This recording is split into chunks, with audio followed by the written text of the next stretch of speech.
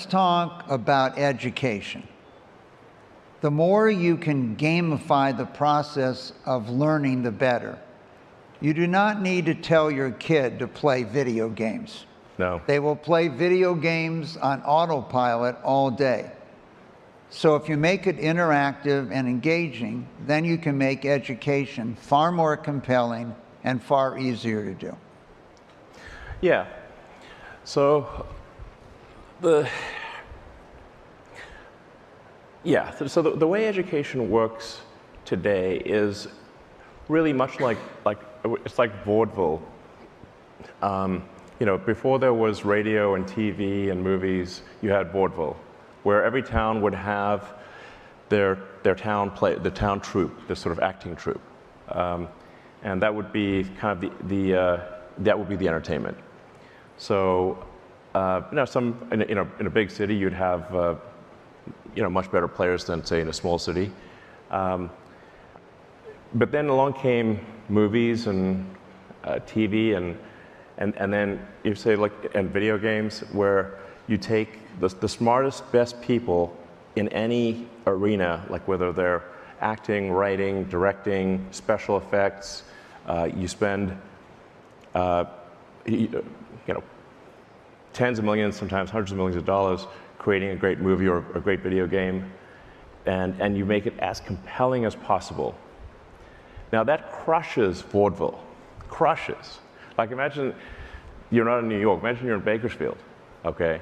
Then you got, instead of Batman being like, the Nolan brothers, it's Batman the Bakersfield sort of acting troupe.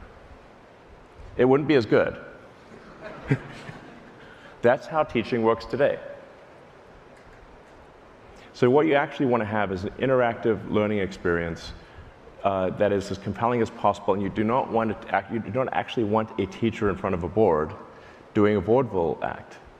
You want it to be engaged, real-time feedback. So that's, and then there are a few other principles in teaching. You have to establish relevance, otherwise your mind will want to forget things. So our mind is constantly trying to forget as much as possible.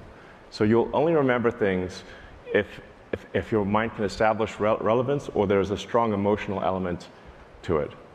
Otherwise you're basically going to forget everything. Memory is very expensive from an evolutionary standpoint, so it's trying to forget as much as possible. So when teaching a course, you have to explain to kids why it's important. And then you want to teach to the problem instead of teaching the tools. So what I mean by that is, if you said, here's a car engine, we're going to try to understand how this car engine works. We're going to take it apart. So what do we need to do to take it apart? Well, we need a wrench, we need some screwdrivers, we need a hoist and a pulley, and we're going to take it apart and we're going to see how it all works. That's engaging. And along the way, you learn about wrenches and screwdrivers and all the tools that are needed. That actually is engaging and compelling. But the way teaching more typically works is we're going to teach you a course on screwdrivers and a course on wrenches. And you're like, why do I have a course on wrenches? It's not obvious.